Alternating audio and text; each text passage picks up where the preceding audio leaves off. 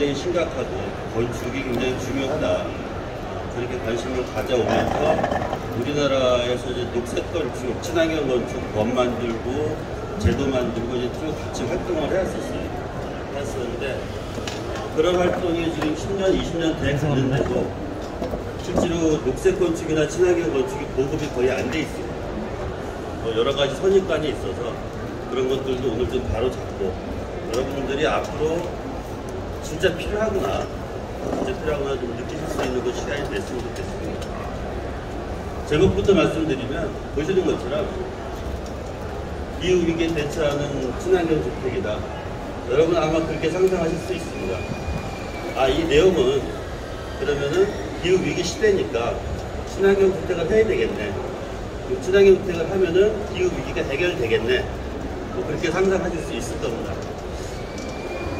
아마도 여러분보다는 제가 기후 문제에 대해서는 좀 자료를 많이 보는 편인데요. 아주 개인적인 생각은 해결 안 될 거라고 생각합니다.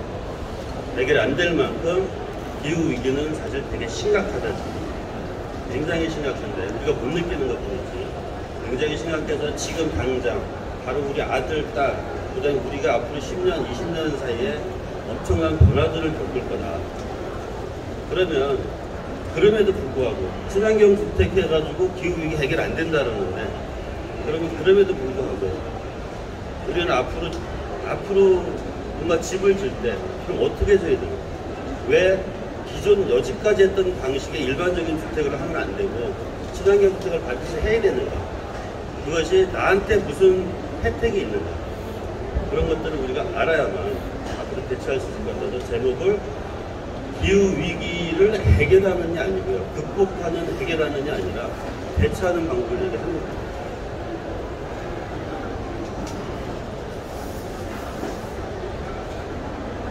초반부에 내용이 좀 이렇게 무거워가지고요.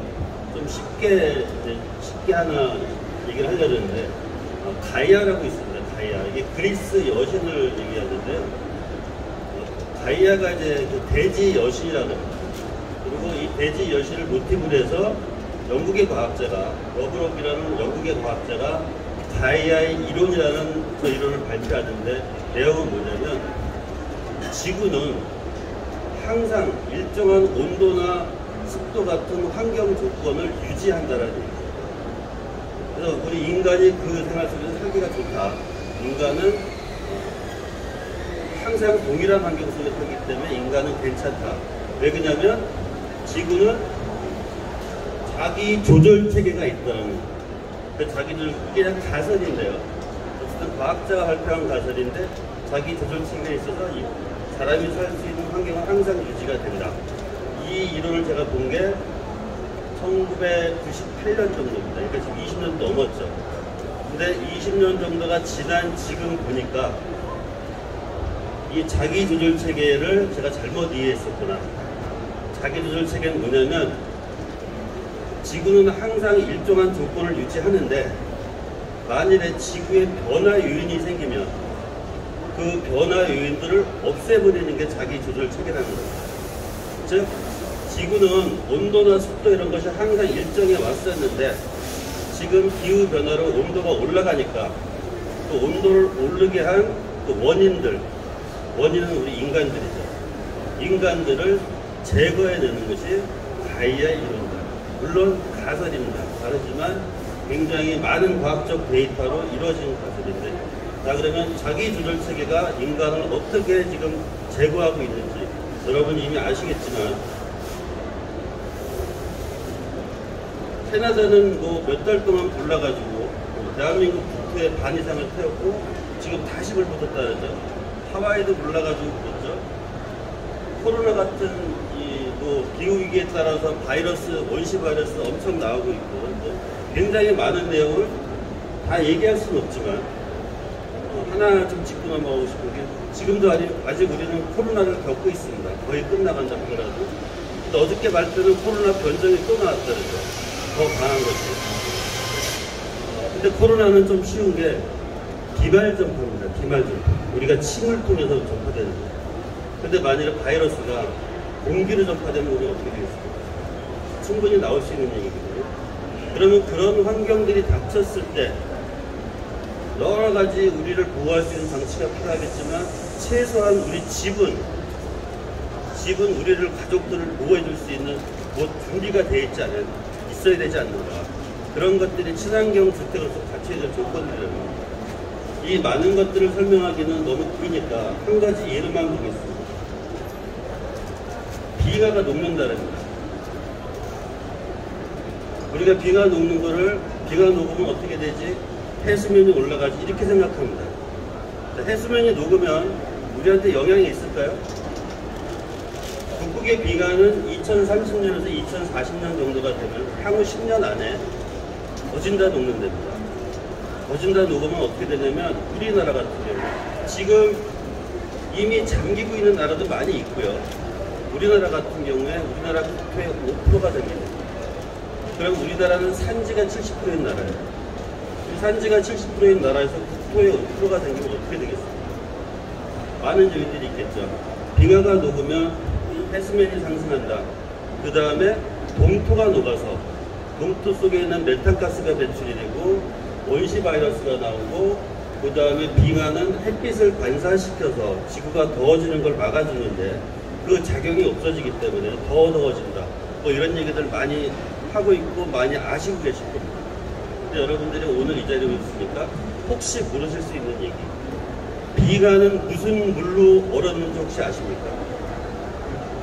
빙하는 얼음인데 그 얼음의 원천인 물은 무슨 물인지 아세요? 바닷물이 얼었겠죠. 빙하는 바닷물이 얼은 게 아닙니다. 빙하는 민물이 얼은 거예요. 민물. 그냥 담수라고 그러죠. 민물이 얼은 것이 녹아버리면 어떻게 되냐면 바닷물은 짜잖아요. 그 짠 바닷물하고 짜지 않은 민물이 섞이게 됩니다. 그럼 바다 생태계가 다 파괴가 돼요. 우리가 지금 알고 있는 바다 생태계가 파괴가 되는 걸 비롯해서 바다의 흐름이 바뀝니다. 이 흐름이 바뀐 것이 어떤 영향을 주냐면 공기 중에 있는 제트기류를 바꿔버립니다. 제트기류가 바뀌면은 이게 북극의 온도가 갑자기 내려왔다 갑자기 올라갔다를 반복하게 됩니다. 그럼 여름에는 어느 순간 갑자기 40도, 50도가 되고 겨울에는 어느 순간 갑자기 영하 30도, 영하 40도가 된다는 얘기예요. 순간적으로. 그것이 언제냐? 2030년하고 40년 정도는 이미 빙하가 녹아버리기 때문에 그런 현상들은 앞으로 우리가 먼 미래가 아니라 하루 당장 거듭니다. 하루 당장. 여러분들 오늘 기후위기를 생각하실 때는 두 가지 관점으로 보셔야 돼요. 나라의 입장에서. 여기 앉아계신 선생님들, 나는 어떻게 되는가? 10년 뒤에 나는 어떻게 되는가? 20년 뒤에 나는 어떻게 되는가? 이 관점을 하나 보시고요. 두 번째는 뭐냐면, 그러면 나는 괜찮은데, 살 만큼 살았으니, 나는 괜찮은데, 내 아들하고 내 딸은 어떻게 되냐? 내 손자 얘기가 아닙니다. 내 아들하고 딸, 20살, 30살인 내 아들하고 딸은 10년 뒤, 20년 뒤에 저 환경을 어떻게 겪을까를 같이 고민하죠. 이게 기후위기입니다.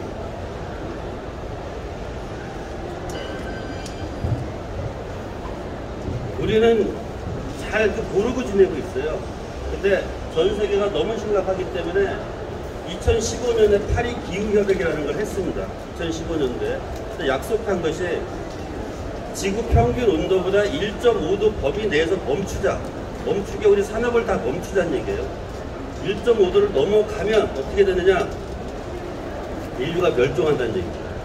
우리는 여지까지 기후 얘기할 때 지구가 망한다는 얘기를 했어요. 지구는 안 망합니다. 인류가 멸종합니다. 그걸 6차 대멸종이라고 합니다. 그거를 우리가 전 세계가 모여서 발표한 것이 1.5도입니다. 그리고 그 1.5도는 현재 어느 상황이냐? 현재 1.1도가 올랐고요. 저희 1.1도가 얼마큼의 기간을 올랐냐면 100년 만에 올랐습니다. 우리가 석탄과 석유를 쓰는 100년 동안에 1도가 올랐고 향후에 0.4도만 더 오면 1.5도가 오릅니다. 근데 1.5도가 오르는 시점은 2040년 전에. 근데 지금 대부분의 과학자가 통계를 내는 거는 2030년 전에 1.5도가 오른다는 거죠. 어쩌면 지금 올랐을 수도 있다는 얘기도 해요. 그래서 2030년에 1.5도가 오르고 2040년 정도에는, 아니 2050년 정도에는 2도가 오른다는 거예요. 2도는 인류가 정한 마지막 마지노선입니다. 그것이 향후 10년, 20년 내에 벌어지는 일입니다. 여러분들이 크게는 못 느끼지만 올해도 더웠고 작년보다 더웠고 내년에 더 조금씩 느끼고 있잖아요. 그래서 어느 임계치를 넘어가면 더 이상 극복이 안 되는 게 기후위기입니다.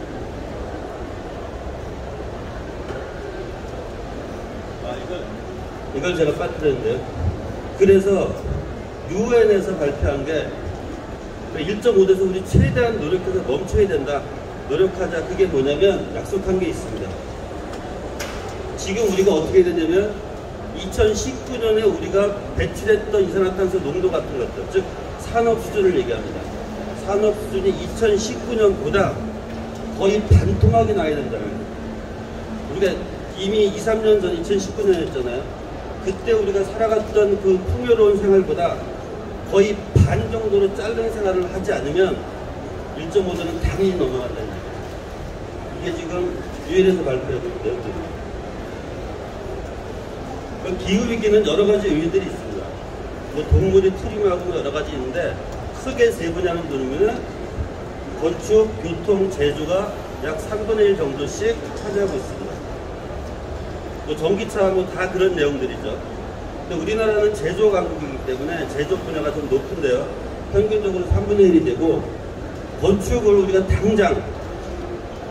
당장 지구에 영향을 주지 않는 방법으로 바꾸지 않으면 앞서서 유엔이 발표했던 걸 지킬 수 없다는 얘기입니다. 그래서 우리나라에서는 2012년도에 국토교통부의 녹색 건축가라는 걸 만들어서 친환경 건축을 법제도화하고 권장하기 시작했는데요. 그때 했던 내용이 이겁니다. 첫 번째 단계가 건물의 형태나 배치를 바꾼다. 그 다음에 두 번째 단계가 창 면적을 줄인다든지 차양 같은 걸 설치하는 거예요. 그 다음에 세 번째 단계가 태양광, 태양열 이렇게 가는 겁니다. 그러면 제일 먼저 해야 되는 게 뭐냐면 건물의 배치하고 형태를 바꾸는 거예요. 그 형태 같은 건 제가 좀 더 설명을 드릴 겁니다. 어떻게 바꿔야 되는지. 근데 우리나라에조차도 정부조차도 빠뜨린 게 뭐냐면 건축은 배치와 더불어 해야 되는 게 공간 구성이에요. 근데 공간 구성에 빠져 있어요. 정부조차도 건축의 공간 구성을 모르고 배치나 형태를 얘기했던 거예요. 오늘 제가 설명드릴 거는 바로 공간에 대한 내용입니다. 공간적으로 친환경 건축을 만드는 거예요.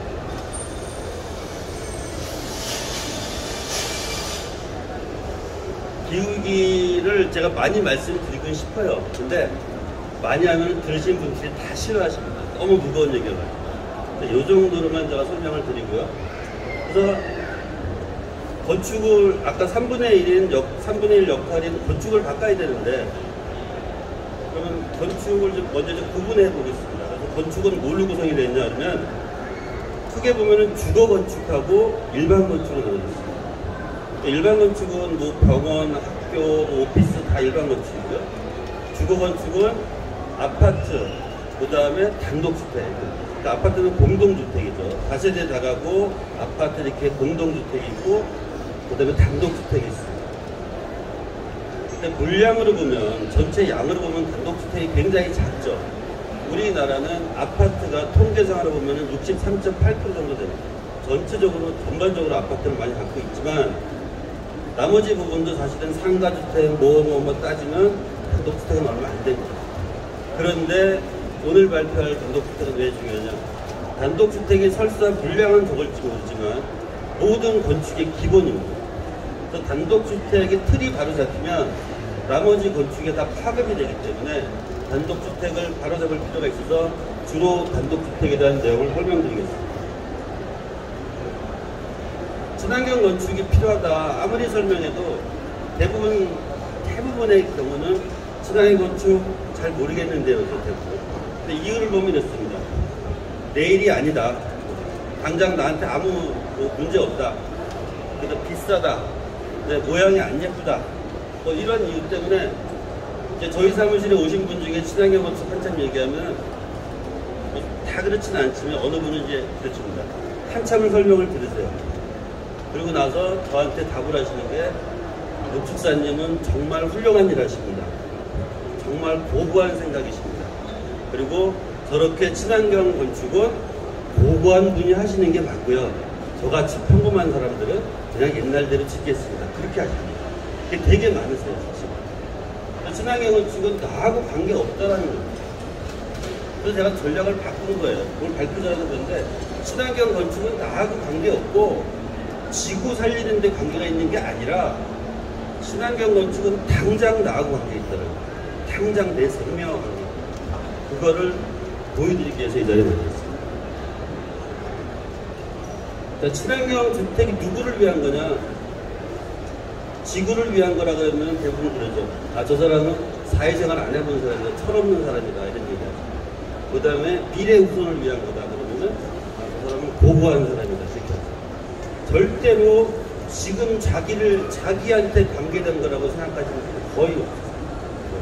근데 아까 말씀드린 대로 10년 뒤에 그렇게 바뀌고 10년 뒤에 1.5도가 오르고 빙하가 다 녹는 게 현실인데 제 얘기가 아니거든요. 제 얘기가 아니라 전 세계 석학들이 모여서 만든 유엔 발표자라거든요.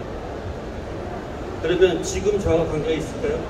여러분들이 제가 오늘 발표하는 것은 친환경 주택입니다. 주택에 대한 발표하죠. 여러분들이 주택을 설계해서 시공해서 사시려고 하면 따져보겠습니다. 지금 설계했습니다. 공사하면 2024년에 입주하시는 거예요. 그러면 여러분들이 집을 새롭게 지면 몇 년을 사시려고 집을 짓겠습니까? 최소한 20, 30년 사시려고 하는 거잖아요.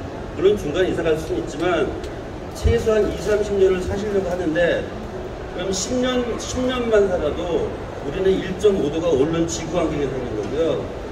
20년을 산다고 하면 아까 말한 대로 빙하 다 녹고 2도가 넘어가는 그런 상황에 산다는 얘기입니다. 그러면 그거에 따라서 환경은 엄청나게 바뀌고 있는데 우리가 지금까지 졌던 방식으로 져가지고 살아갈 수 있느냐. 건물이 안전하다는 게 아니고요. 거기 사는 내가 안전하냐. 그겁니다. 근데 아들하고 딸 문제가 아니라 제가 문제다. 그래서 지금 당장 해야 된다는 게 이겁니다. 보통 주택 설계를 의뢰하시는 분들은 충분히 준비되어 오신 분들이요. 난 예산이 얼마고 어떻게 해야 되고 충분히 준비되어 오신 분들은 괜찮은데 준비가 좀 덜 되신 분들은 어떻게 물어보시냐면 싸고 예쁘고 좋은 집을 해달라고 그럽니다. 이거는 절대로 불가능한 얘기입니다. 싼 거는요, 비지떡이래요. 싼 거는 비지떡이고 하다 고진장 나는 거고요. 건축은 싼 게 중요한 게 아니라 적정한 게 제일 좋은 거예요. 건축은 다 제 가격이 있는 거예요. 자재값도 있고 인건비도 있고 다 가격이 있는데 그럼에도 불구하고 싸게 한다라는 거는 뭔가 문제 있게 요구하는 거예요. 그럼 반드시 문제가 나타나요. 그게 건축입니다.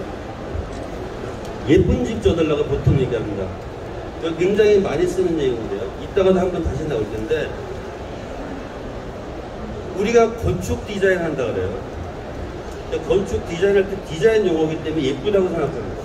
이걸 뭐라고 생각하냐면 조형 디자인도 디자인 용어를 쓰죠. 그래서 조형 디자인과 건축 디자인이 같은 디자인이라고 생각합니다. 굉장히 우산인데요.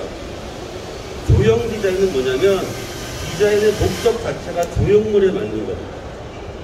즉 미술이나 조형물은 그 디자인을 만족시키기 위해서 우리가 무슨 감각을 이용하냐면 눈을 이용합니다. 눈. 시각적인 디자인을 요구하는 겁니다. 근데 건축 디자인은 그 디자인의 목적이 눈을 위한 것이 아니고요. 우리가 살기 위한 생활을 위한 것입니다. 즉 눈으로, 피부로, 귀로, 온도로 생활하면서 움직이는 이 공간에 필요한 디자인을 하는 거예요. 그래서 조형 디자인하고 건축 디자인은 완전히 다른 거예요. 그런데 디자인 낱말이 똑같다고 조형 디자인처럼 욕을 합니다. 다른 거를 다른 거 갖다 적용하면 어떻게 되겠습니까? 그게 우리가 노출되는 게 바로 하자라는 거예요. 하자. 비싸고 하자라고 하는 것들이 제 위치에 제 거를 쓰지 않았기 때문에 생각합니다. 건축 디자인은 건축에 맞는 디자인, 생활에 맞는 디자인, 이게 건축 디자인이다. 그래서 싸고 예쁘고 좋은 집이 아니라 싼 집이 아니라 예산에 맞는 집을 짓는 거고요. 예쁜 집이 아니라 건축에 맞는, 건축에 편안한 그런 집을 줘야 됩니다. 조금 이따 이 예쁜 집 다시 한번 설명드리겠습니다. 그래서 우리가 필요한 집은 뭐냐면 살기 좋은 집입니다. 살기 좋은 집. 근데 살기 좋은 집이 말이 되게 어려워요. 뭐가 살기 좋은 집이야? 살기 좋은 집은 뭐냐면요, 추억을 만들 수 있는 집. 집에서 추억을 만들 수 있는 집. 혹시 여러분들 아까 말씀드린 대로 대부분이 지금 아파트에 살고 계실 텐데요. 한번 돌이켜 한번 생각해 보세요. 내가 집에서 추억을 만든 게 있었던가? 집에서 여행 가서 추억을 만든 거 말고요. 집에서 만든 추억이 있었던가? 우리 아주 옛날에는 다락방이 있었죠. 다락방에 일어나면 머리 부딪히고 굉장히 불편한데 그래도 거기 가서 자려고 그래요. 다락방에 억지로 가서 별 보려고 그러고 굉장히 불편한 집인데 우리는 그 다락방 추억을 갖고 있어요. 근데 지금 사시는 되게 편하잖아요.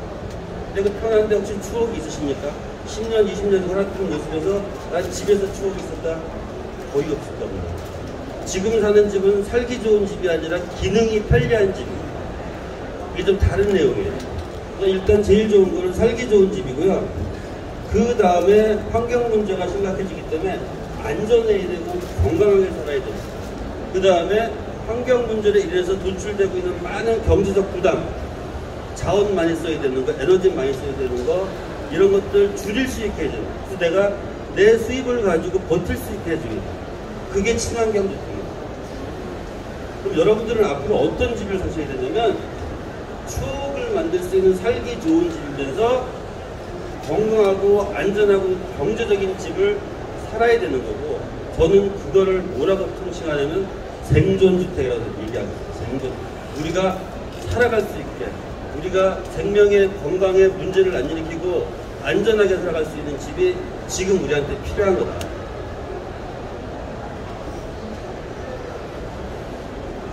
또 친환경 주택은 정의가 각각 다 달라요. 근데 제가 시간이 나오면 제가 나중에 다시 제 생각을 다시 드리겠지만, 제가 친환경 녹색 건축의 활동을 되게 많이 했고 굉장히 나름대로 활동을 하면서 제가 정리를 많이 합니다. 기존에 많이 알고 있는데 혹시라도 여러분들 중에 패시브하우스라는 얘기를 들어보신 분들 계실 겁니다. 좀 더 설명드리겠지만, 우리가 알고 있는 패시브하우스는 독일식 방식인 독일식 패시브하우스고, 그거는 친환경 주택이 아니라 에너지 절약형 주택입니다. 그래서 그 차원에서 보면 에너지 절약형인데, 친환경 주택은 기본적으로 에너지를 비롯해서 자원을 절약해야 돼요. 자원은 자기한테도 좋지만 지구한테도 좋은 거죠. 그 다음에 건강하고 안전하게 살아야 돼요. 우리가 아토피 같은 것도 안 일어나게 한다든지 여러 가지 그런 것들. 근데 첫 번째는 원래 친환경 주택의 조건은 아닌데, 기존에 우리가 알고 있는 독일식 패시브하우스는 사실은 좋은 집입니다. 에너지를 절약하기엔 좋은 집이에요. 근데 그 방식을 따르다 보니까 공사비가 좀 많이 올라갑니다. 공사비가 올라가서 비싸요. 그러다 보니까 소비자들이 안 합니다. 필요한데 안 해요. 그래서 저는 주장은 어떻게 하냐면, 친환경 주택은 무조건 쌓아야 된다. 최소한 일반 주택하고 똑같아야 된다. 그래야만 많이 보급할 수 있고, 거기서 100%만큼은 달성할 수 없지만 나는 70%를 얻겠다, 50%를 얻겠다, 이런 식으로 나의 사정에 맞게끔 친환경 주택은 저렴하게 해야 된다는 게 목적이고요. 오늘 핵심은 요 네 번째입니다. 친환경 주택은 우리를 안전하고 쾌적하게 하는 게 아니라, 그 부분 다시 설명할 텐데요, 우리 인간을 건강하게 바꿔주는 겁니다. 친환경 건축은 이미 구조물로, 건축물로 다 돼 있어서 우리는 가서 부리기만 하면 되는 거죠. 그게 아니라 이런 말이 있어요. 건축은 인간을 바꾸고 인간은 건축을 바꾼다는 말이 있어요. 환경이 바꾼다는 얘기죠. 우리는 친환경 주택을 만들지만 결국은 그 친환경 주택이 우리를 친환경적인 삶을 사는 사람으로 바꿔야 된다는 얘기예요. 그 이유는 이따가 다시 설명드리겠습니다. 그 다음에 친환경 주택에 맞는 조용성을 갖춰야 된다는 얘기예요. 아까 그 조용 디자인하고 다르다는 얘기 했었는데, 그 친환경 주택에 맞는 조용성을 갖춰야 된다. 일단 이렇게 정리하고 넘어가겠습니다. 그래서 구체적으로 그럼 친환경 주택이 뭐가 있느냐 부분해 보면 이거는 어느 학술 서적에 나온 것이 아니라 제가 경험상 많은 활동하면서 경험상 나눈 겁니다. 첫 번째가 가짜 친환경 주택인데요. 여러분들이 아마도 뭐 여기라 그러면 그렇지만 이 전시 말고 다른 전시 갔을 때 봄에도 있고 많이 전시가 있습니다. 거기서 우리는 친환경 주택을 하고 있습니다라고 말하는 소리 들은 적이 있다 그러면 일단 그거 100% 거짓말입니다. 우리나라 친환경 주택 없습니다. 실제로. 그 이유 설명드리겠습니다. 그 다음에 개별 창작형, 환경 일체형 이렇게 네 가지가 있는데 하나하나 설명을 드리겠습니다. 특히 많은 제조회사에서 나는 친환경 재료 써서 친환경 주택 이런 얘기합니다. 친환경 주택을 만드는데 친환경 재료를 쓰는 건 맞아요. 근데 거꾸로 친환경 재료를 썼기 때문에 친환경 주택이 되는 건 아닙니다. 여러 가지 요소를 다 갖췄을 때 친환경 주택이 됩니다. 근데 많은 분들은 친환경 재료 썼기 때문에 또 어느 광고를 보니까 우리 집은 따뜻해서 친환경 주택이 돼요. 말도 안 되는 얘기죠. 에너지 엄청 때문에 따뜻합니다. 집은 당연히 따뜻한 게 맞죠. 그래서 대부분은 친환경을 그냥 말로만 하는 것들이 있는데 이게 거진다더라. 지금 한 99%는 이게 다 가짜일 겁니다. 왜냐하면 우리나라에 유일하게 지금 보급되고 있는 게 독일식 패시브하우스밖에 없어요. 그것도 에너지 절약형인데 그 독일식 패시브하우스를 설계하고 시공하는 분들이 극히 드물어요. 굉장히 없어요. 나머지는 없습니다. 요거는 개별 창작형이에요. 건축주가 요구해서 굳이 이렇게 해달라 이렇게 한 건데 이거는 제가 설계한 겁니다. 이건 친환경 주택이 아니에요. 아닌데 가져 나온 이유가 있습니다. 뭐냐면 여러분들 아까 말씀드렸죠. 싸고 예쁜 집, 그 다음에 조형 디자인화 시키는 건축 디자인. 이 사진 보면 별로 안 예쁘죠. 모형으로 보면 되게 예쁩니다. 그래서 저분이 제가 그 설계 브리핑 딱 할 때 혹시 이거 마음에 드시면 좋아요하고 구독을 눌러주세요 그랬더니 회의석상에서 그분이 바로 좋아요와 구독을 눌렀던 건데요. 되게 멋있어요. 이게 완성된 건 아닌데 공사도 아직 안 했습니다. 근데 뭐를 말씀드리려면 여러분들이 앞으로도 설계 주문을 하시는 과정에 예쁘게 하시고 싶으면 제가 네 가지 원칙을 가르쳐 드리겠습니다. 이게 다는 아니지만 중요한 원칙인데요. 어떻게 하면 되느냐? 기본을 어기면 됩니다. 설계의 기본을 어기면 예뻐집니다. 지금 뭐냐면 건축은 지구상의 중력을 작용받기 때문에 다 중력에 안전하게 짓는 것이 건축의 기본입니다. 그래서 대부분 모든 사람은 중력에 맞게끔 설계를 해요. 그게 평범해지는 거죠. 근데 가끔 가다가 그걸 튀게 하려고 하다 보면은 중력을 어기면 됩니다. 중력을 어기는 방법이 뭐냐? 공중에 띄우는 거예요, 건물을. 공중에 띄우면 만일에 100세대가 있다면 99세대는 다 땅에 붙어 있거든요. 근데 한 세대는 공중에 떠 있잖아요. 그럼 특이해 보여요. 근데 특이한 거를 좋은 건축으로 착각을 합니다. 공중에 띄우면 하자 많이 나고요, 돈 많이 들어가고요, 무진장 나쁜데 보기는 좋아요. 네 가지 중에 하나는 중력을 거부하는 거예요. 두 번째는 벽은 다 불투명합니다. 불투명할 수밖에 없어요. 이게 기본입니다. 근데 기본을 어기면 돼요. 어떻게? 투명하게 하면 됩니다. 즉 벽에 단열재 놓고 하는 것보다 유리 크게 하면은 특이해져요. 근데 유리 크게 하면 어떻게 됩니까? 에너지 엄청 씁니다. 안전 문제도 있고 돈도 많이 들어요. 비싸요. 근데 특이합니다. 특이한 걸 우리는 예쁘다고 착각하는 거예요. 세 번째 뭐냐? 요소가 많으면 돼요. 여러 가지 요소가 들어갑니다. 그럼 복잡해 보이잖아요. 그러면 특이해 보입니다. 뭐가 많은 것 같아요. 예뻐 보여요. 요소가 많으면요, 하자 무진장 생겨요. 하자 생기는 이유는 왜 그러냐? 재료마다 열팽창 개수가 달라서 그렇습니다. 그래서 접합부마다 다 하자 생깁니다. 1년은 아니지만 5년 살고 보면 하자 다 생겨요. 그 다음에 네 번째가 뭐냐? 특이한 형태를 돌출시키면 됩니다. 건물의 기본이 수평과 수직이라고 하면 이게 갑자기 사선을 한다든지 갑자기 곡선을 한다든지 이런 식으로 하면 건물이 특이해져요. 좀 예뻐 보입니다. 근데 그렇게 되면 어떻게 됩니까? 공사비 일단 엄청 뜁니다. 근데 여러분들이 아까 말씀드린 싸고 예쁜 거 원했잖아요. 예쁜 거 하는 순간에 엄청 비싸지는 거예요. 그걸 싸게 하려면 어떻게 됩니까? 부실할 수밖에 없는 거예요. 그러니까 주문 자체가 잘못돼요. 주문 자체. 그러면은 이 건물은 그렇게 돼 있어요. 중력을 거부했고요. 물이 엄청 많이 썼고요. 그 다음에 요소가 되게 많아요. 그 다음에 막 특이한 형태 막 낸 겁니다. 근데 저 설계를 왜 가져왔느냐? 제가 왜 설계했느냐? 저도 설계를 받아야 되니까요. 요구하니까 한 겁니다. 근데 요구했는데 그럼에도 불구하고 친환경 건축을 만들어야 되기 때문에 어떻게 바꿨느냐? 이거를 이게 강가에 있는 겁니다. 한 500m 앞 정도의 강이 있어요. 강에서 바람이 불으면 습도를 머금고 오는 거죠.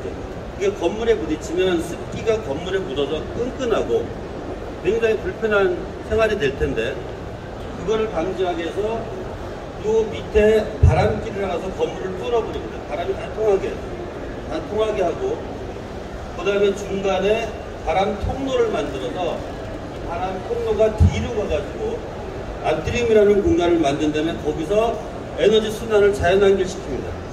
자연환기시켜서 실내에서 자연환기가 되면서 에너지를 절약하게 하고요. 유리 부분들은 일사차단이라 그래요. 우리가 벽을 뚫고 들어오는 에너지는 열 발열이라는데, 창문을 뚫고 들어오는 건 일사차단이라 합니다. 그게 굉장히 강한데, 그거를 일사차단용 건물을 여기다가 다 씌웁니다. 다 씌워서 유리 건물임에도 불구하고 햇빛을 통한 에너지를 줄일 수 있는 방법을 여기다가 곳곳에 다 마련한 거예요. 그러면 첫 번째 시작 자체는 물량을 엄청 쓰는 거기 때문에 안 좋은 거예요. 안 좋음에도 불구하고 나름대로 친환경 요소를 담으려고 많이 했는데, 이런 건물은 제가 여러분들한테 혹시 이 자리에 저런 거 원하시는 분들이 계시다고 하면 저 설계비자가 엄청나게 비싸게 받는 거예요. 여기서 생각하는 상상 범위를 초월하는 거고, 돈 엄청나게 들어가는 것은 하지 마시라. 저거 하지 마시라. 제가 주문형이라는 거를 예제로 들기 위해서 가져온 겁니다. 친환경이 좋은 거 아니에요. 어쩌다가 있는 게 이거고요. 세 번째가 환경 일체형입니다. 그 자체가 환경입니다. 만들 때부터 폐기할 때까지가 다 환경인 거예요. 거의 원시생활 같은 거예요. 우리 과거에 초가집 같은 건데, 화장실도 포셋이고 모든 것들을 다 자연으로 순환하는 이런 것들인데, 이거는 환경에 부담을 안 주죠. 문제는 저렇게 지금 못 산다는 게 문제죠. 그래서 종류는 구분할 수 있지만 실제로 살기는 어렵지 않을까. 시간이 빨리 가네. 네 번째가 독일식 패시브하우스 방식입니다. 이거는 뭐냐면 환경하고 최대한 차단을 해가지고 이 환경 부분하고 건물을 최대한 차단합니다. 차단하는 방법은 단열재를 통해서 아니면 기밀하게 해서, 그래서 실내 공기하고 실외 공기가 교류하지 않게 하는 겁니다.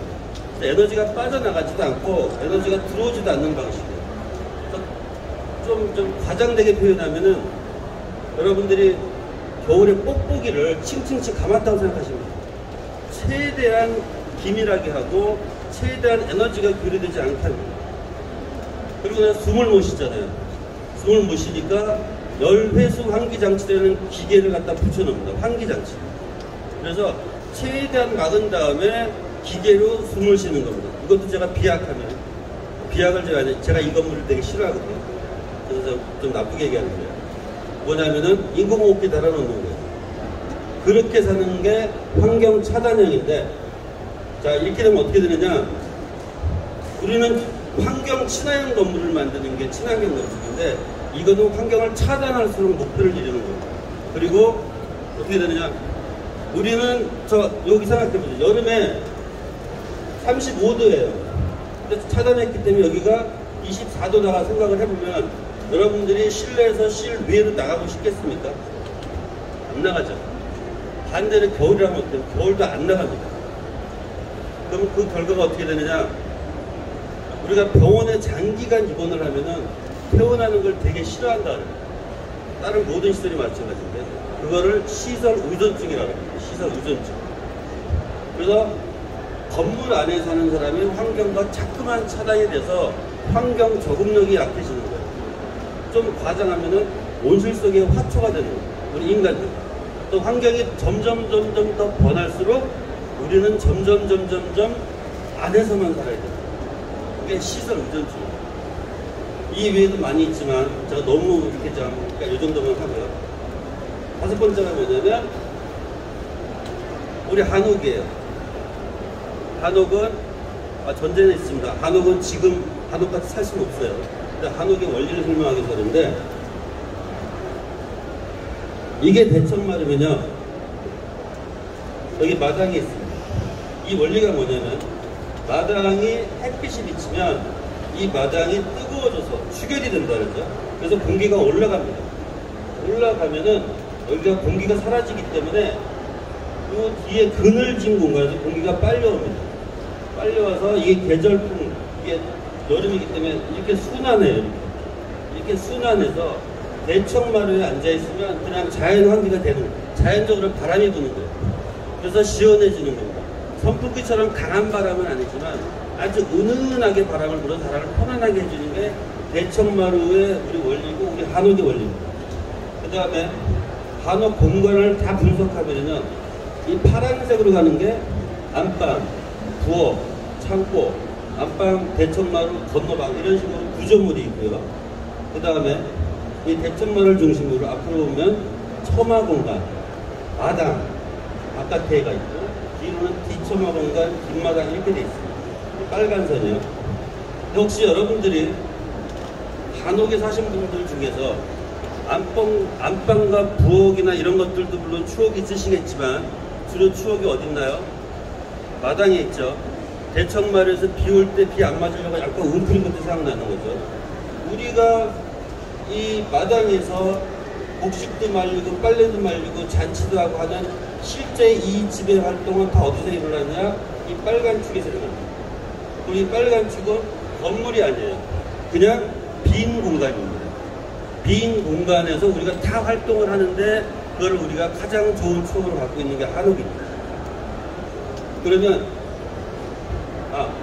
근데 중요한 게 뭐냐면 그 중심에 대청마루가 있어요. 이 대청마루는 어떻게 구성이 되느냐? 여름에는 개방합니다. 문을 개방합니다. 근데 겨울에는 닫아요. 그래서 공간을 다변적으로 바꿔줍니다. 그래서 안방과 건너방으로 가기 전 단계의 공간에서 전이 공간이라고 하고요. 그 다음에 가변적으로 한다면 가변 공간이라고 합니다. 이것이 존재하기 때문에 사실은 한옥이 존재합니다. 그래서 아까 5가지를 말씀을 드렸는데 다 현대생활에 쓰기에는 그렇습니다. 근데 문제는 뭐냐면 저 한옥에서 대청마루의 전위 공간과 가변 공간은 우리가 쓰면 되겠다. 그거를 써서 현대 건축하면 되지 않는가. 그래서 만든 것이 여기서 요 대청마루의 전위 공간을 현대 건축에 적용해서 만들면 자연의 원리를 그대로 담을 수 있는 방법이 있지 않은가 생각한 게 자연형 친환경입니다. 자, 그냥 내부 공간, 요 노란 거는 기존 우리가 생각하는 건물하고 똑같아요. 근데 외부는 자꾸만 바뀌고 있습니다. 바뀌는데 교류가 끊어지는 걸 중간 성격의 공간인 전위 공간을 묶어줘가지고 중간 이 교류를 편안하게 해주는 얘기예요. 쉽게 예를 들면은 저는 잠수함을 타본 적은 없는데 영화는 많이 나오죠. 잠수함 속에서 바깥에 문제가 있어가지고 바닷속으로 들어가려고 그러면 잠수복을 입은 다음에 어딜 들어가잖아요. 강압실을 들어가는 거죠. 강압실. 강압실에서 압력을 조절하는 데는 바닷속으로 들어가는데 그게 전위 공간이에요. 이쪽 공간과 이쪽 공간의 차이가 있을 때 중간적으로 완충 역할을 해주는 게 전위 공간이고 그게 대청마루였고 현대건축에 그걸 집어넣겠다는 얘기입니다. 자, 말씀드린 대로 저는 지금 주택을 다 생존주택이라고 표현하고 있습니다. 앞으로 우리는 집을 통해서 내 목숨을 부지해야 되겠다. 예쁜 집, 누가, 제가 이런 걸 하다니까 누가 저한테 혼냈던데, 저는 그럽니다. 이쁜 집 보고 싶으시면요, 미술관 가시라고 합니다. 미술관이 왜 존재하냐는 거죠. 그렇게 하시고 집은 나를 건강하게 만드는 생존주택이 필요하다. 자, 앞으로 자연형 침향주택을 하기 위해서 원리를 간단히 설명을 드릴 텐데요. 지구에는 이거 다 제가 만든 이론입니다. 세 가지 자원이 있는데 하나는 흙하고 물이 있습니다. 이게 1자원입니다. 1자원인데 이 흙과 물에서 우주에서 해가 비쳐요. 해가 비쳤더니 어떻게 되냐면 바람이 생깁니다. 대류가 일어나니까 바람이 생겨요. 그래서 해하고 바람이 2자원으로 형성이 되는데 이 해하고 바람은 일단 형태가 없어요. 무형자원입니다. 그 다음에 이 해하고 바람은 무한합니다. 영원히 무한합니다. 그래서 무형자원이고 영원히 무한한데 주인도 없어요. 그래서 이게 제일 싼 재료입니다. 돈을 아무도 안 받으니까. 흙하고 물은 돈을 받죠. 유한자원이죠. 저걸 파면 팔수록 지구가 망가지잖아요. 물론 쓰긴 써야 되지만 가장 싼 게 해와 바람이다. 세 번째가 뭐냐면 흙과 물에 해가 비쳐서 바람이 부니까 생명체가 탄생합니다. 우리 인간도 있지만 나무 같은 것들 다 이렇게 생명체가 탄생을 하죠. 이 나무가 일정한 부분을 자라고 난 다음에 소멸돼가는 과정에 건축 자재가 되는 거예요. 그러면은 이 세 가지 자원이 있는데 1자원하고 3자원은 다 유한자원이에요. 지구를 형성하고 있는 자원이에요. 근데 이 자원만큼은 무한하고 무형이라는 거예요. 아무런 해를 낚이지. 그래서 저거를 최대한 우리가 건축을 하는데 활용해보자. 그러면은 우리 건축이 지구를 망가뜨리지도 않고 돈도 안 들고 영원히 쓸 수 있다. 이게 해와 바람을 통해서 집을 설계하는 방법입니다. 자, 요 내용을 설명하기 전에 요거 먼저 여러분들 퀴즈를 내겠습니다. 제가 시간을 조금 아마 5분, 10분 오버될 것 같아요. A, B, C 평면도가 있어요. 아까 예쁜 집을 다시 한번 하기 위한 건데 평면도입니다. 면적은 똑같이 30평, 100제곱미터가 똑같습니다. 근데 형태가 다르죠. 자, 저 평면도가 나중에 3D 형태가 됐을 때 가장 예쁘고 가장 멋있을 것 같은 것이 몇 번일까요? 10번이죠. 10번이죠. 100명한테 물어보면 다 100명이 답이 이렇습니다. 자, 전제가 있습니다. 30평 똑같다 그랬어요. 100제곱미터. 요 까만 건 뭐냐면 벽체 테두리 길이입니다. 벽체 테두리 길이. 10m에 10m면 100제곱미터 나오잖아요. 그러면 총 합이 40m가 나옵니다. 근데 B는 50m가 나오고요. C는 60m가 나옵니다. 지금 뭐냐면 A보다 C가 50%가 더 길어요. 저거는 해석을 하면 자, 50%가 물량이 많이 들어가는 겁니다. 그만큼 비싸져야 되는 거예요. 두 번째는 에너지가 교류하는 거는 실내에서 실외하고 에너지가 교류가 되면 어디를 통해서 하느냐? 벽을 통해서 교류합니다. 벽을 통해서. 50%가 늘어난 만큼 에너지 교류가 더 많다는 얘기예요. 더 많이 낭비하는 거예요. 세 번째, 아까 교차점이 많으면 반드시 하자는다 했죠. 열팽창에서 다 다르기 때문에 교차점이 많을수록 하자가 생기게 돼 있습니다. 저 건물은 지면 반드시 하자입니다. 저는 짓기 전에 저 건물 하자라고 얘기해요. 왜 저런 경험이 많아요. 그래서 여러분들이 기존에 그냥 예쁜 집을 원했던 게 바로 이 집을 원하시는 겁니다. 돈 더 많이 들어가고 더 하자 빨리 나고 더 많이 나는 거를 여러분들이 원하시는 거예요. 근데 그걸 싸게 지면 어떻게 집니까? 더 부실하게 될 수밖에 없는 거예요. 기본. 건물은 아까도 말씀드린 건축은 복잡한 게 중요한 게 아니고요. 살기 좋은 게 중요한 거라서 가능한 한 단순화시키는 게 좋습니다. 그게 있는데 왜 우리가 이렇게 설계를 여기까지 해왔느냐? 건축의 3대 요소라 그래서 구조, 기능, 형태가 건축의 아주 엄청나게 중요한 철칙으로 우리는 여기 왔었습니다. 전문가들이 배울 때. 그래서 저걸 건축의 3대 원칙이라고 해요. 지금도 학교에서 저렇게 가르칩니다. 그러다 보니까 여기 제일 중요하게 생각하는 게 형태예요. 형태. 모양 내는 거. 학교에서 가르치고 학생들이 그렇게 배웠고 전문가가 나와서 소비자한테 저렇게 설명하는 거예요. 형태가 멋있으면 좋은 건축이다. 이걸 누가 얘기했냐면요, 2100년 전에 로마 건축가인 비트리비우스가 자기 책인 건축 10서에 한 얘기입니다. 그러면 저 사람이 신인가요? 2000년 전 사람이 한 얘기를 지금 2000년이 지나서 지금 우리가 저것이 붙인 마치 신봉처럼 저걸 지켜야 되는 얘기죠. 자, 로마 건축가는 누구냐면요, 로마 시대가 언젠가요? 정복국가 시대입니다. 저때 건축은 무조건 크고 과장된 건물을 짓는 시대였어요. 그래서 형태가 멋있어야 되는 시대였어요. 그때 건축가가 쓰는 거를 지금 지키고 있는 겁니다. 다 틀린 얘기예요. 어떻게 되느냐? 에너지 적게 써야 되는 거죠. 자원 적게 써야 되는 거죠. 그게 성능에 들어가는 거예요. 성능은 눈에 안 보여요. 그러다 보니까 예쁜 거하고 상관이 없습니다. 근데 우리는 저걸 놓치고 있는 거예요. 그래서 성능을 구조, 기능, 형태 플러스 성능인데, 이 성능에 한 가지 빠진 게 있습니다. 뭐냐면 건축은 누구를 위한 거냐? 건축은 인간을 위한 거예요. 그래서 인간은 어떠냐? 이 사람과 이 사람이 똑같지 않습니다. 생각도 다르고 행동도 다 달라요. 생활 방식이 다 달라요. 그래서 건축은 성능에 더해서 뭐냐면 그 사람의 생활 방식이 들어가요. 생활 방식. 여기 보면은 유리 창호사들도 이제 삼중유리 아마 많이 설명할 겁니다. 삼중유리 문 열으면 바깥에 해요. 되게 비싸고 열관료율이 좋은데 문 열으면 바깥입니다.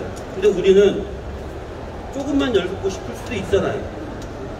온도가 많이 차이 안 나면 한 겹만 열고 싶을 때도 있잖아요. 그래서 삼중유리는 한 번 열면 꽝입니다. 그냥.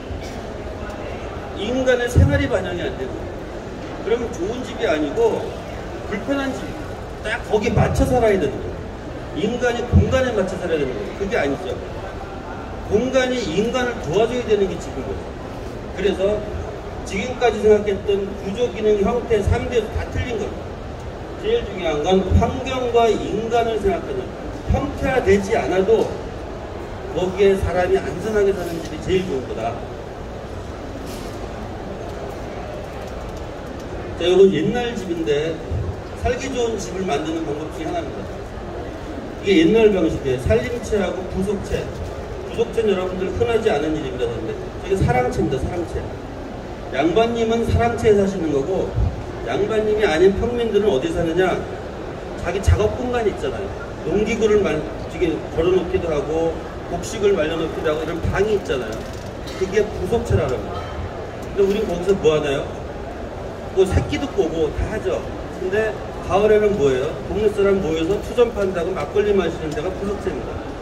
사랑채가 똑같은 거예요. 즉 뭐냐면 그 거주자의 특징, 취미 이런 것들을 다 표현하는 게 부속채입니다. 살림채는 뭐냐면 안방, 거실, 화장실, 이게 살림채예요. 옛날에 이렇게 구조가 됐었는데 아파트가 많이 보급이 되면서 부속채로 빠져버렸습니다. 개성을 살리면은 많이 질 수가 없거든요, 공동주택을. 그러니까 개성을 다 말살해가지고 살림채만 남겨둔 게 지금 아파트 구조입니다. 그러다 보니까 내 집이 집 같지가 않은 거예요. 바깥에 활동하는 사람은 집에 가면 TV밖에 안 봅니다. 할 일이 없으니까. 그랬는데 이게 맞죠. 문제는 이거를 지금 적용하기가 어렵다라는 거예요. 그럼 어떻게 하느냐? 이런 공간을 여기다가 집어넣자는 거예요. 여기다가 집어넣어. 근데 집어넣는데 어떻게 하느냐? 이 살림채는 지금 공간이 다 단일 목적 공간으로 다 있어요. 침실에는 침대가 있고, 식당에는 식탁이 있고, 단일 목적만 돼 있어요. 옛날에 어떻게 살았나요? 옛날에 좋은 건 아니지만 안방에서 밥도 먹고 TV도 보고 얘기도 하고 별거 다 했죠. 그걸 다목적 공간이라고 해요. 불편하지 않게 최대한 다목적 공간화를 시키면 공간도 절약이 되고 추억 만들기에 굉장히 도움되는 게 다목적 공간이에요. 그래서 살림채의 다목적 공간을 접목시키는 방법을 현대건축에 적용해보자는 게 재설계 방식의 하나의 또 방법입니다. 그래서 저런 이론들을 통해서 구체적으로 그럼 어떤 모습을 갖느냐 보면요. 아까 말씀드린 대로 실내에서 실외로 교류하는 과정에 전이 공간을 만든다. 근데 실내하고 전이 공간을 만드는 위치는 실내하고 실외에서 가장 교류가 많은 곳이 현관 부분입니다. 현관. 현관에 전이 공간을 만든다는 얘기입니다. 근데 이 전이 공간은 앞서서 설명드린 대로 무형적인 자원, 무한한 자원인 해하고 바람을 이용합니다. 이 전이 공간에서 해하고 바람을 이용합니다. 그래서 이 구성은 어떻게 되냐면 기존에 여기가 외벽입니다. 외부입니다. 외부. 여러분들이 많은 전원주택, 단독주택을 보시면 어떻게 되냐면 외벽에서 이렇게 폭 파여서 들어와가지고 여기가 현관으로 구성되는 걸 많이 봤을 거예요. 폭 파여 있죠. 그래서 현관이 꽤 큽니다. 큰데 어쨌든 이렇게 포근하게 감싸 안는다는 측면에서 이렇게 좀 폭 파선돼 있어요. 그 판 면적을 확장시킨 겁니다. 그래서 이게 굉장히 작은 면적인데 최소 폭 한 1.2m 정도 되는 폭을 확장시켜서 여기다가 신발장을 만들어요. 신발 걷는데 우리 보통 기존에 알고 있었던 현관 부분을 여기다 만들어주고 그 안쪽을 전이 공간을 만들어요. 그래서 전이 공간은 뭐냐면 신발은 여기서 벗고 여기 들어온 전실이에요. 방으로 들어가기 위한 전실입니다. 이 전실은 말씀드린 대로 중간 단계 공간이에요. 거실과 환경 조건이 다르고 외부와 환경 조건이 다릅니다. 다 중간 정도입니다. 거실은 냉난방을 한다고 치면 여긴 냉난방을 안 해요. 뭐 할 수도 있겠지만 원칙은 냉난방 안 합니다. 냉난방 뭘로 해결하느냐? 다 햇빛으로만 해결합니다. 햇빛으로만. 그래서 실내가 만약에 영상 20도, 실외가 영하 10도라고 하면은 여기는 뭐 영상 1도나 뭐 이런 정도 되겠죠. 중간 단계니까. 그러면 이 위가 다 덮이잖아요. 해를 받을 데가 없잖아요. 그래서 단면으로 보면은 이렇습니다. 단면으로 보면은 여기가 신발장 걷는 데고요. 여기가 전이 공간, 그 아트리움입니다. 이 단면을 높이 해가지고 높이에서 위에서 해를 받게 이렇게 구성을 합니다. 그래서 이게 실내형 아트리움이 됩니다. 실내형 아트리움이 돼서 어떻게 구성을 하느냐? 이게 이제 남향 위주로 배치가 되는데요. 절대 남향은 아니지만 남향 위주로 배치가 되면 여름에는 해를 가려야 되니까 우리가 기존에 처마 공간 있잖아요. 근데 이 처마 공간을 현대건축에 적용하려면 면적을 많이 찾아먹어요. 그래서 처마 공간을 그대로 쓰기가 그래서 그 원리를 그대로 잘라가지고 여름엔 해를 가리고 겨울에는 해가 들어오게 여기 루버를 설치해서 겨울에 해가 들어오게 해서 여기를 안을 따뜻하게 바꿔줍니다. 그 다음에 높이가 높은 만큼 요 다락에서 떨어질까봐 중간 프레임을 이렇게 걸쳐줍니다. 요 기본 구성은 요거밖에 없어요. 다른 건 하나도 없습니다.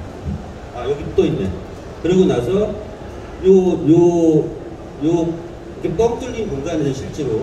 뻥 뚫린 공간 천정에는 여기 무동력 흡출기라 그래서 바람으로 돌아가는 팬이 돌아가는 게 있습니다. 그걸 달아놓습니다. 이게 기본 구성이에요. 이 작동 원리는 좀 더 설명드리겠습니다. 자, 먼저 평면적으로 보면 신발 벗고 아트리움에 들어오면 유리문이 있어요. 유리문이 있어가지고 요거를 열면은 다 개방된 공간이 되고요. 설명은 이게 짧게 하면 자세히 못하겠지만 놀이 공간도 되고 개방 공간도 되고 다 됩니다. 평면적으로 뭐 나만의 사색 공간도 될 수 있고 이게 중간 영역이기 때문에 만일에 아트리움 바닥을 마루 같은 거 안 깔아도 됩니다. 그냥 뭐 돌 같은 거 깔아도 자갈 같은 거 깔아도 됩니다. 자갈을 깔면 어떻게 되죠? 우리가 거기서 맨발로 보는 거죠. 지압하는 거예요. 지압. 내가 지압을 하겠다. 그럼 바닥을 그냥 자갈로 깔면 됩니다. 거실하고 다르니까. 여러 가지 쓰임이 있는데 저 기능이 있고 여기서부터 여기까지 뒤로 쫙 가는데 이 아트리움 앞쪽에는 다목적실을 여기다 둡니다. 아까 설명드린 다목적실인데 옆에는 주방하고 식당이 있는데 가족 식당은 옆에를 쓰면 됩니다. 근데 만약에 가족이 격식 있게 식사하려면 일로 와서 식사를 하면 됩니다. 칸막이 벽 사이로 통하면 되니까요. 근데 식사 공간을 쓸 수도 있지만 손님이 오면 응접실을 쓸 수 있습니다. 가족은 이쪽에 있고 응접실을 쓸 수가 있고 그 다음에 작업실을 쓸 수가 있습니다. 그 다음에 뭐 여러 가지 자기가 편한 뭐 장식용으로 쓸 수도 있고요.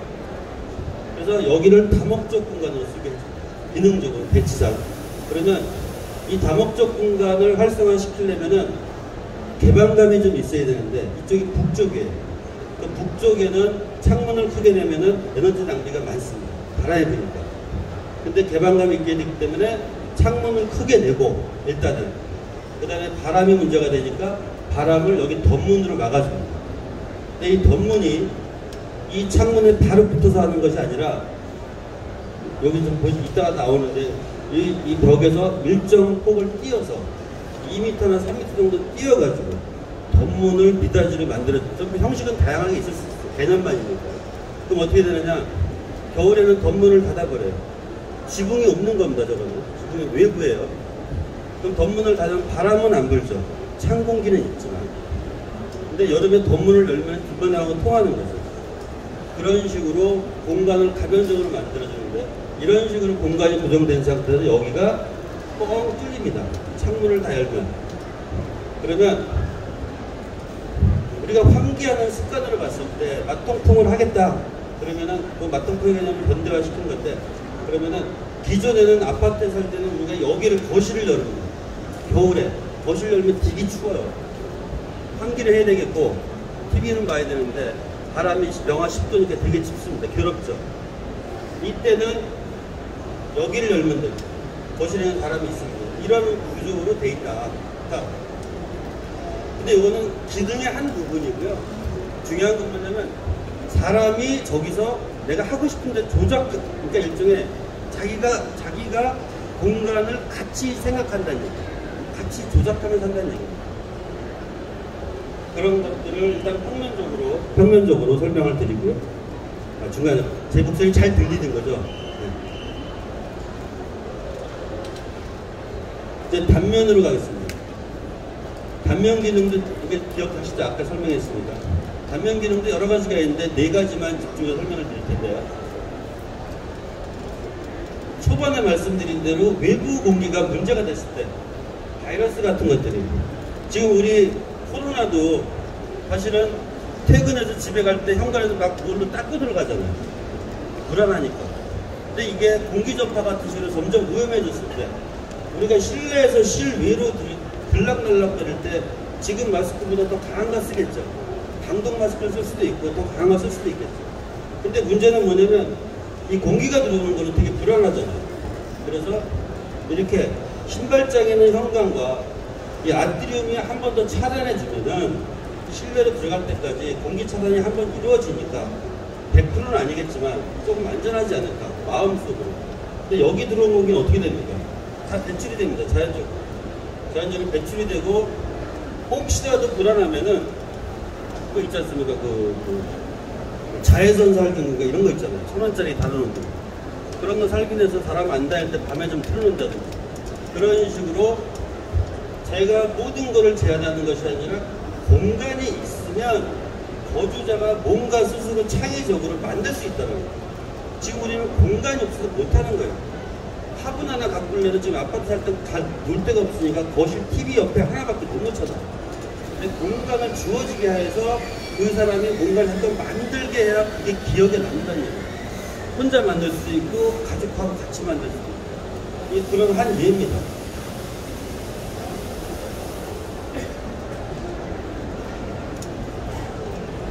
자, 두 번째는 뭐냐면 제 설계는 이렇게 돼 있어요. 현관에 여기 급기관을 묻어놨습니다. 물론 덮개가 있는 급기관을 묻어놨어요. 그리고 무동력 흡출기 요 사이에 여기에 배출구 구멍 덮개가 있는데 이 덮개를 여기를 열고 여기를 열었습니다. 손으로 이제 열면 돼요. 열면 어떻게 됩니까? 여기는 공기가 따뜻해지잖아요. 햇빛이 비치면 이 하나가 추결이 됩니다. 그 공기가 따뜻해지면 당연히 올라가게 돼 있어요. 올라가게 되면은 배출이 됩니다. 그러니까 배출이 되는데 만약에 외부 바람까지 있으면 배출이 더 빠르겠죠. 빠르면 이 공기가 다 배출되면 여기 공기가 없잖아요. 없기 때문에 빨려 들어야 됩니다. 실내 공기는 배출이 되는 거고 외부 공기는 빨려 들어오는 거예요. 그래서 공기가 계속 움직이는 거예요. 이거는 그냥 요 덮개만 열어놓으면 365일 지가 알아서 돌아가는 거예요. 지가 돌아가는 거예요. 쥐가 들어가는데 여기는 중간의 공기인데 만약에 이 공기를 실내에 집어넣고 싶겠다. 그러면 요 아트리움 벽에 있는 창문을 열어서 환기하는 거예요. 예를 들어서 다른 얘기 좀 이따 다시 하겠습니다.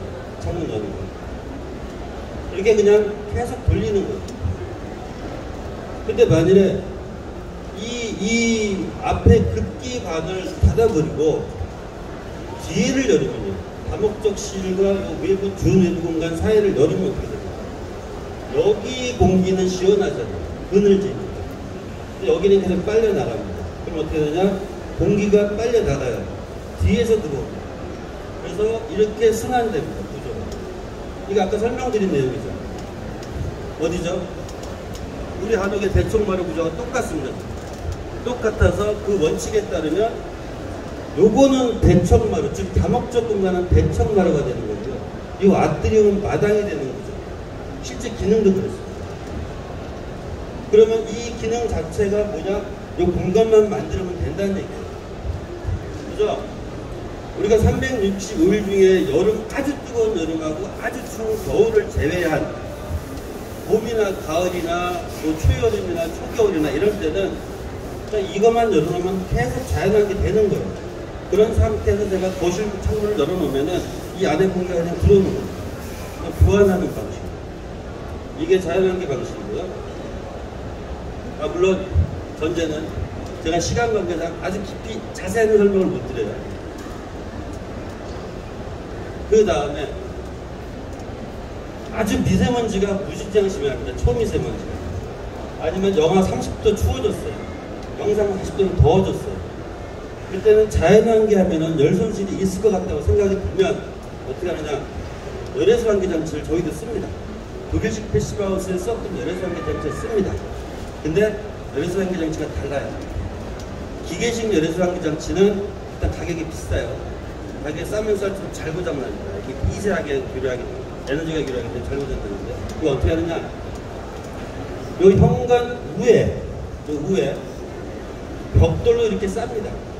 벽돌을 간격을 띄워가지고 벽돌벽을 쭉쭉 쌓아요. 쭉쭉 벽돌을 이제 하얀색으로 요 안에 파이프를 이렇게 묻어요. 파이프는 뭐냐면은 난로 연통 있지 않습니까? 난로 연통 이 이땅한 두께 그 연통이 금속으로 돼 있죠. 그 연통을 이렇게 그 사이에 다 꽂아놓습니다.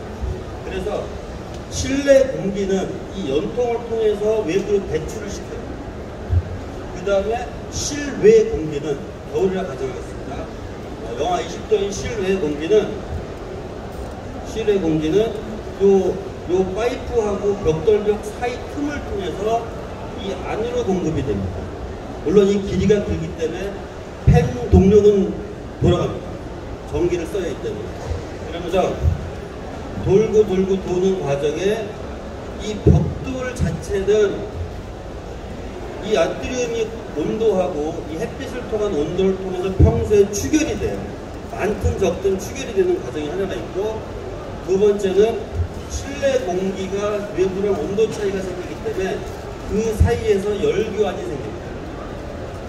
열교환을 해서 이 현관폭만큼만 하면은 이 길이를 봤을 때 약 10m에서 15m 정도의 파이프 길이가 나와요. 계산상으로 보면 그 정도를 돌립니다. 돌려서 실외 공기가 마지막으로 어디로 들어가느냐? 방으로 들어가는 게 아니라 이 아트리움으로 배출이 됩니다. 아트리움으로 들어가요. 아트리움에 들어온 공기는 마지막으로 햇빛이 비쳐서 살균을 하게 시킵니다. 자연 살균을 통한 다음에 그 다음에 거실 창문을 열어서 실내 환기를 시키는 것입니다. 요거는 절대 고장 안 납니다. 첫째, 가격이 무지장 싸요. 그냥 현장 시공할 때 저 원칙대로 쌓기만 하면 돼요. 재료비는 제가 계산해 보니까 벽돌 한 400장 정도 줍니다. 그러면은 재료비만 보면은 한 3, 40만 원이면 됩니다. 인건비 포함하면 한 100만 원이면 될 겁니다. 그 방법만 알면은. 그러면은 열외수 환기 장치 고장 안 나게 싸게 그 방법을 여기다가 적용해 놓으면은 미세먼지가 많은 날, 초미세먼지가 많은 날 거실 창문을 못 열는데 지금까지 기계를 쓰는 방식은 어떻게 되냐? 미세먼지가 많으면 필터를 다 교환하죠. 근데 필터 교환해서 사람은 가만히 있어요. 제가 하는 방식은 미세먼지가 많은 날 이 안을 청정하게 만들어준 다음에 사람이 창문을 열어요. 창문을 열어서 환기시켜라. 계속 제가 말씀을 드리지만 하고 싶으면 그 거주자가 행위하라는 얘기예요. 행위를. 제가 설명이 약하지만 사실은 시작부터 끝까지 거주자가 행동하게끔 돼 있어요. 그래서 제가 설계하는 거는 설계 다 해놓고 가만히 있으면 일반적인 집이 돼요. 근데 내가 행위를 하면은 아마도 가장 싸고 가장 좋은 친환경 주택이 될 겁니다. 이 행위하는 이유가 있어요. 추가 설명을 드리면 네 번째 뭐냐면 이 추락방지용 프레임을 이렇게 걸었잖아요. 여기다가 넝쿨 같은 걸 심으면 돼요. 저거는 뭐 선택이죠. 가족이 하고 싶어 하는 겁니다. 넝쿨이나 화분이나 식물들을 저기다가 심어 놓는 거예요. 심어 놓으면 들어갈 때는 자기 머리 위로 식물들이 매달리는 거고요. 그 다음에 다락에 올라가면 앞에 식물밭이, 잔디밭이나 뭐 넝쿨밭이나 이게 쫙 펼쳐져 있는 거예요. 그럼 이게 구성이 되어 있는 상태에서 아까 공기들이 들어오잖아요. 그럼 들어오면 어떻게 되느냐? 일단 식물을 통한 시각적, 심미적 치료 효과가 있지만 추가가 뭐냐면 식물의 자연종화 효과까지 당연히 있던 얘기예요. 근데 물론 식물을 갖다 놓으면 귀찮죠. 나중에 뭐 낙엽도 떨어지고 하겠죠. 그 사람이 치워야 되는 거예요. 치우라고 하는 거예요. 자기가 뭐 행위하라고 하는 거예요. 그래서 자, 보신 대로 그냥 요 기능 만들어서 햇빛 들게 하고 프레임 걸어서 무동력 흡출기만 달아놓으면 이 기능이 다 되는 거예요. 우리가 여지까지 알고 있었던 친환경 기능, 에너지 절약 기능부터 환기 기능, 기타 추가로 다 됩니다. 여러분들이 아마도 생각했던 친환경이라는 기능은 저걸로 다 됩니다. 물론 강도는 차이가 있을 수 있어요. 기계를 쓰면 강도가 세게 나와요. 당장은 좋지만 이게 우리를 점점 약화시키는 거죠. 저건 자연의 힘이기 때문에 은은하게 가는 거예요. 은은하게. 지속적으로. 저거는 공간만 만들면 되는 거예요. 돈이 별도로 드는 게 아닙니다. 기계를 쓰거나 특별한 구조를 한다거나 그게 아니라 만약에 평당 공사비가 1,000만 원이 원시약을 했을 때 1,000만 원 집에 저거를 하면은 1,000만 원 가치 있게 나오는 거고 500만 원짜리 집은 500만 원 가치 있게 저거는 나오는 겁니다. 이전에 500만 원짜리 집을 줘서 하자라고 치면 그때 하자만 있는 집이잖아요. 근데 저거는 500만 원짜리 집에 하자 플러스 친환경까지 포함되는 거니까 완화를 시킨다는 얘기예요. 기타 세부적인 게 굉장히 많습니다. 근데 너무 많으니까 그냥 하나만 하고 지나가고 있습니다. 창문, 그러니까 친환경 주택을 함에도 불구하고 비쌀 이유가 없다. 그 얘기는 뭐냐면 음식 패시버 3중 유리 쓰는 거 지금 되게 많이 씁니다. 비싸요 일단. 되게 무겁고 넓은 끝이라 그랬죠. 저희는 어떻게 제안하냐면 여러분 흔히 아시는 아파트 미닫이문 있지 않습니까? 미닫이문을 내부 미닫이문, 외부 미닫이문 그냥 쓰면 됩니다. 이게 제일 편하고요. 제일 쌉니다. 제일 기능이 편해요. 기밀성은 떨어져요. 3중 유리보다 기밀성은 떨어집니다. 하지만 제일 편해요. 근데 이 사이에 지금 여러분들 사시는 집에는 없을 텐데 내부 창하고 외부 창 사이에 봉투라서 약간 간격을 띄웁니다. 약 10cm 정도를 띄워줘요. 10cm 정도를 띄운 다음에 그 안에 블라인드를 설치합니다. 이 블라인드는 뭐냐? 아까 말씀드린 대로 유리를 통해서 들어오는 일사 차단해 주는 기능입니다. 일사 차단을 안 하면 유리는 무진장 에너지적으로 불리해요. 그러면 이 블라인드는 차양하고 똑같은 기능입니다. 이 블라인드 설치하는 방법이 내부에 드는 방법이 있고 외부에 드는 방법이 있어요. 내부에 드는 방법은 에너지 측면에서 아무 효과가 없습니다.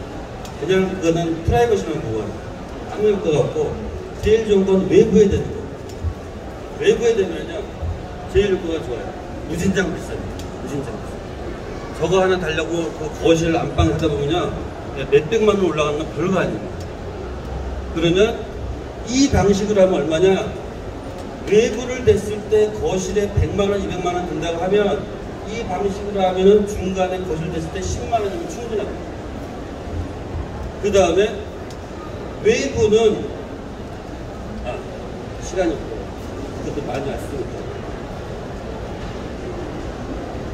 많이 됐네. 빨리 하겠습니다. 그냥 지나갈게요. 또 우리 광고 같은 거 보면 그런 거 있죠.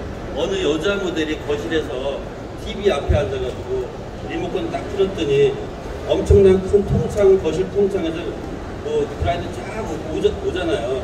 그래서 제가 그러니까 지금 인류가 망하는 거예요. 지구가 망하는 겁니다. 자기 소파에 앉아서 1m 가면은 거실 창인데 1m 가서 브라이드 손으로 하면 안 돼요. 근데 습관이 그거를 왜 전동을 하고 멋있다고 하냐는 얘기예요.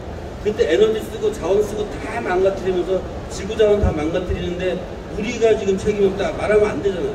다 손으로 치라는 얘기예요. 손으로.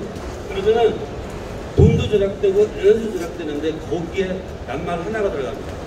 인간 동력이라는 게 들어가요. 인간 동력. 그 인간 동력이 되게 중요한 거예요. 인간 동력을 쓰면 기존에 쓰는 에너지를 엄청나게 줄일 수 있어요. 이건 인간 동력을 쓴다는 개념입니다. 그래서 말씀드린 대로 현관, 뭐 다목적 실을 말해가지고 패턴화 시킨 거예요. 패턴화 시켰다는 건데 이 구조를 하면 시간이 이제 많이 돼서 짧게 하겠습니다. 이 방식으로 하면은 저렴하고 돈 안 들고요. 별로 일반적으로 똑같이 자원 절약하고 건강해지고 하자가 안 생겨요. 하자 안 생기고요. 그 다음에 말씀드린 대로 계속 그 사람이 작동을 해야 돼요. 창문도 열어야 되고 브라인드도 쳐야 되고. 이걸 왜 칩니까? 브라인드 칠 때 햇빛이 들어오네. 브라인드 치면 햇빛이 안 들어오겠네. 에너지 절약되네. 환기하려면 창문 열어야 되네. 환기 필요하네. 이걸 항상 느끼는 겁니다. 기계가 해주면 가만히 있으면 되지만 기계가 안 해주게 제가 구성을 하기 때문에 자기가 항상 느끼고 작동을 시켜야 돼요. 그 사람의 환경 변화하고 똑같이 따라가는 겁니다. 똑같이 따라가면서 환경이 더 많이 변하면 더 많이 행위하게끔 하는 게 제 설계 방식입니다. 그래서 말씀드린 대로 제가 설계하는 친환경 주택은 에너지를 절약하는 주택이 아니고요. 물론 절약이 됩니다. 그 다음에 쾌적하게 하는 주택이 목적이 아니고요. 거기 사는 사람이 변하게 하는 게 제 목적입니다. 그 사람이 변해야 초반에 말씀드린 대로 10년 뒤에 20년 뒤에 환경이 지금보다 엄청나게 나빠졌을 때 그나마 버틸 수 있고 살아남을 수 있다는 얘기예요. 약간 농담 비슷하게 하면요. 우리 영화 터미네이터 많이 봅니다. 터미네이터 기계가 인간을 지배하죠. 그때 터미네이터하고 싸우는 저항군이 누굽니까? 존 코너라고 있어요. 존 코너는 어떻게 저항군 사령관이 됐느냐? 엄마가 어릴 때부터 그렇게 가르칩니다. 엄마가 저항군 사령관으로 가르쳐서 걔가 저항군 사령관이 되는 거예요.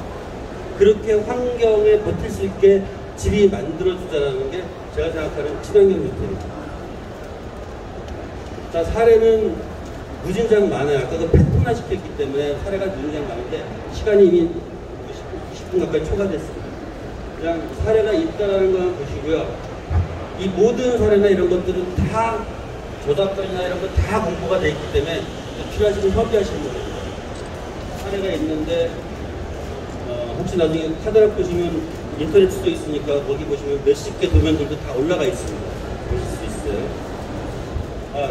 이런 실내 정원 같은 거 만들자라는 거죠. 자기 스스로.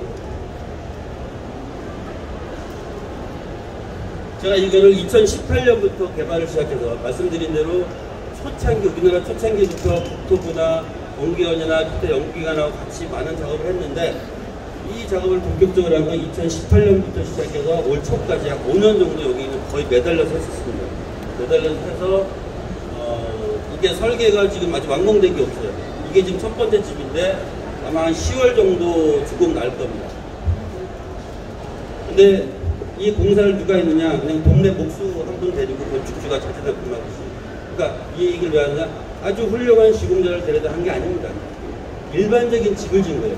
일반적인 집을 졌는데 이 구조에 따라 진 것 뿐입니다. 이 구조에 따라. 그리고 10월 정도 준공이 나기 때문에 지금 기본틀은 어느 정도 돼 있어요.